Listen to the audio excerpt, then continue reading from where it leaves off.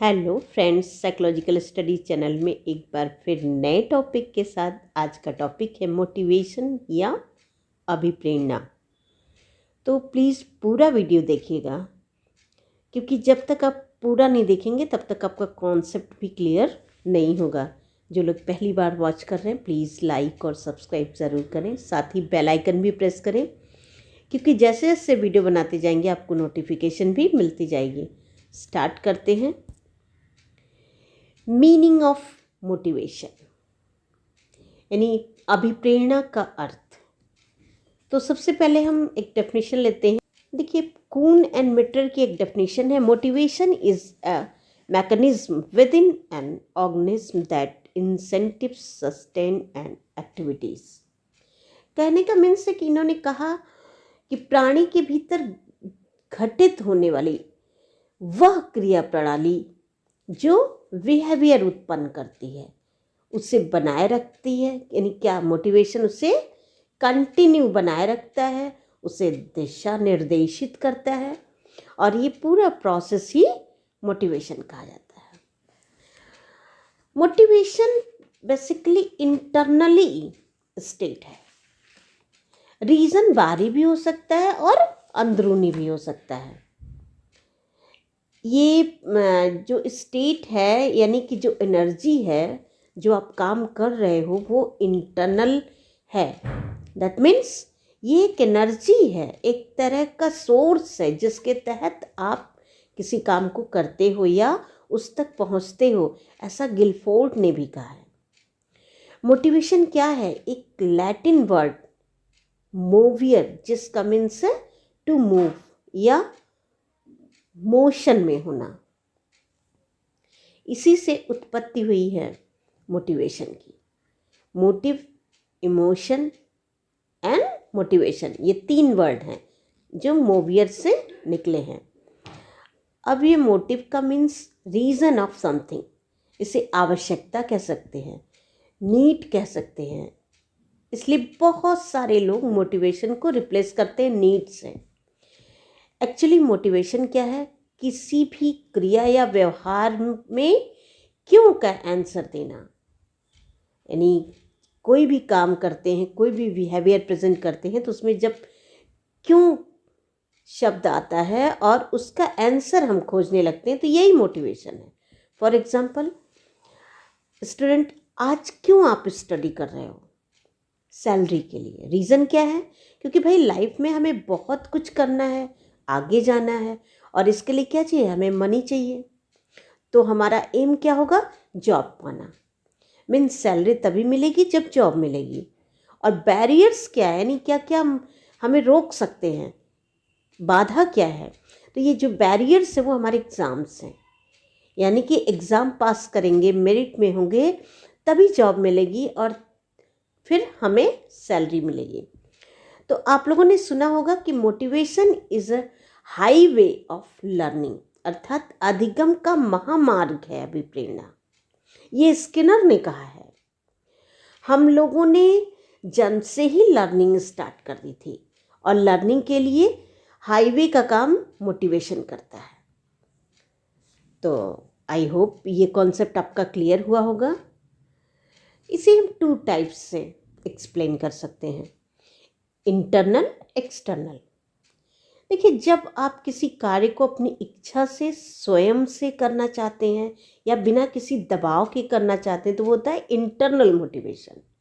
For example, आप teaching करना चाहते हैं, तो इसके लिए पैसा मिले या न मिले आप टीच करेंगे। फ्री ऑफ कॉस्ट एक एनजीओ चलाना शुरू कर देंगे और वहाँ पर लोगों को टीच करेंगे, मन लगाकर टीच करेंगे। तो ये आपको इसका रीज़न कहाँ से मिला? वो इंटरनल मोटिव है, इंटरनली आप मोटिवेटेड हो। तो एक्सटर्नल मोटिव्स, लेकिन जब आप पैसे के लिए, मीन सैलरी के लिए या किसी वजह से टीच कर रहे हो, यानी उसके उपलक्ष्य में कुछ पाना चाहते हो, तो ये क्या कहा जाएगा? एक्सटर्नल नीड्स या एक्सटर्नल मोटिव्स कहेंगे इसे हम। क्योंकि यहाँ पर जो रीज़न है वो क्या है? आपका सैलरी पाना। देखिए, मैं एग्जांपल दूंगी आपको कि महात्मा गांधी जी ने देश के लिए लड़ा, तो रीज़न क्या था? Internal motivation. इसके लिए उनको पैसा थोड़ी मिल रहा था, सैलरी थोड़ी मिल रही थी। उनका जो रीजन था वो क्या था? Internal motives. और एम क्या था? देश को आज़ाद कराना। तो okay, next one is process of motivational behaviour और मोटिवेशनल साइकिल। देखिए, मोटिवेशनल साइकिल की हम बात करते हैं, चक्र की बात करते हैं। ये अभिप्रेरणात्मक चक्र क्या है?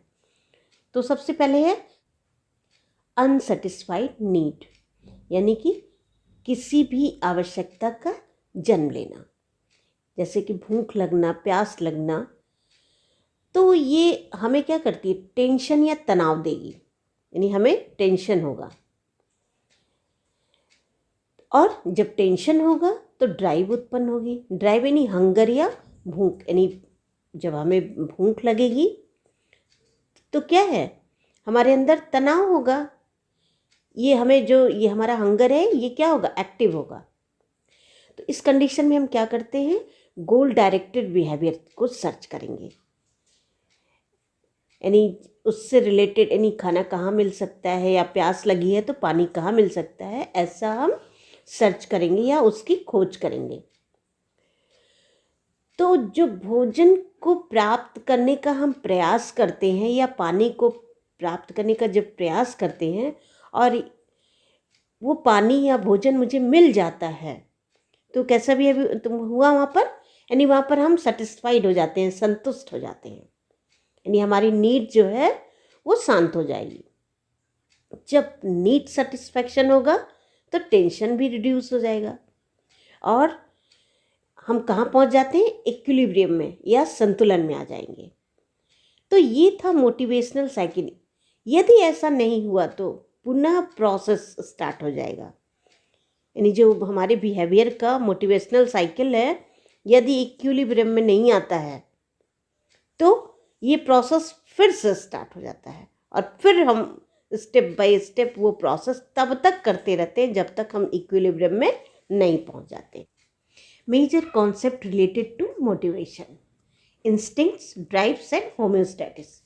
देखिए, इंस्टिंक्ट्स को मैकडूगल ने कहा कि प्राणियों में अनेक प्रकार के बायोलॉजिकल मोटिव्स होते हैं जो प्राणियों के विभिन्न प्रकार के व्यवहारों को निर्देशित करते हैं। निर्देशित ही नहीं, संचालित भी करते हैं। इसे ही इन्होंने इंस्टिंक्ट्स का नाम दिया। फ्रायड ने भी 2 टाइप्स के इंस्टिंक्ट्स बताए, एरोस एंड थैनाटोस। एरोस क्या है? जीवन मूल प्रवृत्ति, यानी लाइफ इंस्टिंक्ट्स, जो रचनात्मक कार्यों के लिए प्रेरित करे।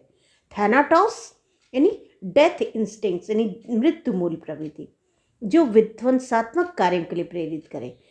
मैकडूगल ने मूल प्रवृत्तियों को 2 वर्गों में डिवाइड करने के स्थान पर यह माना कि जीव या प्राणी के सभी कार्यों के लिए उसमें बायोलॉजिकल मोटिव्स होता है, जिसके कारण जीवों के व्यवहारों में समानता पाई जाती है।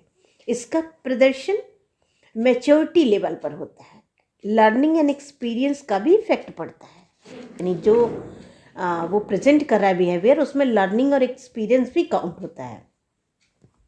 इसी के कारण उसका बिहेव पर्पसिव होता है या टारगेटिव होता है। नेक्स्ट, ड्राइव्स, यानी जो इंस्टिंक्ट्स का कॉन्सेप्ट है वो रिजेक्ट जब हुआ तो उसके बाद एक नया कॉन्सेप्ट आया जिसे ड्राइव्स कहते हैं। इसे स्पेसिफिक फिजिकल स्टेज के रूप में भी एक्सेप्ट किया गया। इसका कार्य क्या होता है? बिहेवियर को प्रेजेंट करना, यानी उत्पन्न कराना, बिहेवियर को प्रस्तुत करना। नेक्स्ट, होम्योस्टैटिस। होम्योस्टैटिस पर कैनन ने काफ़ी अच्छा कॉन्सेप्ट दिया है, और कैनन ने कहा कि जो हमारा शरीर होता है वो आंतरिक संतुलन या इक्विलिब्रियम, साम्य अवस्था को बनाए रखने का प्रयास करता है। जैसे शारीरिक तापमान नियमन या रेगुलेशन, यानी जो हमारा फिजिकल टेम्परेचर होता है वो रूटीन में कैसे हो, इसके लिए उन्होंने स्पष्ट किया कि यदि शरीर के तापमान में या हमारा फिजिकल टेम्परेचर डाउन हो जाए तो ये ब्लड वेसल्स होती हैं या रक्त वाहिनियाँ होती हैं, वो क्या होती हैं, सिकुड़ जाती हैं। क्यों? क्योंकि शरीर की गर्मी निकल सके। और यदि तापमान बढ़ जाता है तो रक्त वाहिनियाँ क्या होती हैं, फैल जाती हैं, ताकि जो व्हीट ग्लैंड है अपनी क्रिया आरंभ कर सके।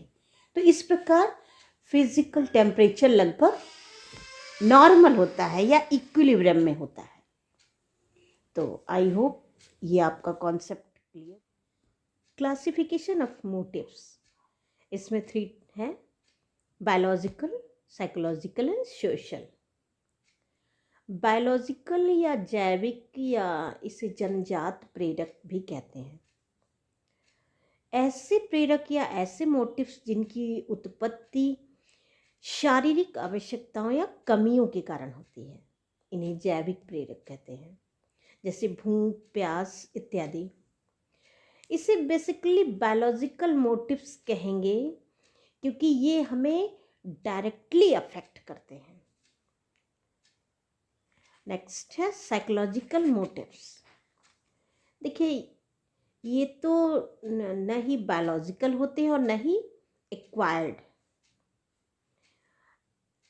मोस्टली साइकोलॉजिकल मोटिव्स को हम कह सकते हैं कि ऐसे मोटिव्स जिनका आधार जैविक नहीं होता है या जो प्रेरक ऑर्गेनिज्मिक होते हैं, उन्हें मनोवैज्ञानिक अभिप्रेरक या मोटिव्स कहा जाता है। इसमें हम कह सकते हैं जैसे क्यूरियोसिटी है, कॉम्पिटेंस है, इंडिपेंडेंस है, ये सारे फैक्टर्स कैसे होते हैं, ये साइकोलॉजिकल होते हैं। ये एक्वायर्ड नहीं किए जाते, ये ऑर्गेनिज्मिक होते हैं, अर्थात प्राणीजन्य होते हैं। नेक्स्ट है सोशल या सामाजिक। देखिए, ये वो मोटिव्स होते हैं जो सोशली अफेक्टेड होते हैं, यानी जो हम ह्यूमन बीइंग्स हैं, हम क्या हैं, हम सोशल स्ट्रक्चर पर बिलीव करते हैं, यानी मनुष्य एक सामाजिक प्राणी है और यही कारण है कि हम अन्य जीवों की तुलना में सबसे श्रेष्ठ हैं। तो फिजिकल मोटिव्स के अतिरिक्त उसके बिहेवियर को हम बहुत सारे ऐसे फैक्टर से भी मेज़र करते हैं जो कि अर्जित होते हैं, जिनका उस पर गहरा प्रभाव पड़ता है।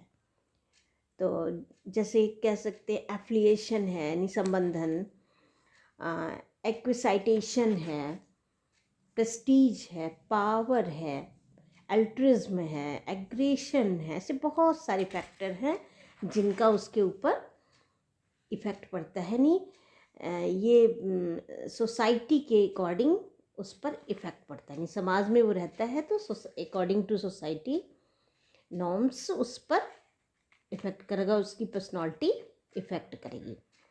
तो ये 3 प्रकार के हमने आपको मोटिव्स बताए, बायोलॉजिकल, जैविक, साइकोलॉजिकल, मनोवैज्ञानिक, सोशल यानी सामाजिक।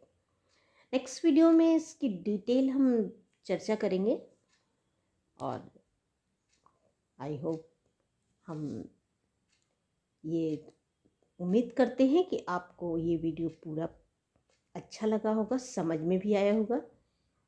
इन केस कोई प्रॉब्लम होती है तो कमेंट बॉक्स में अप्लाई करिएगा। नेक्स्ट वीडियो में आपका हम सॉल्यूशन देंगे। Thank you.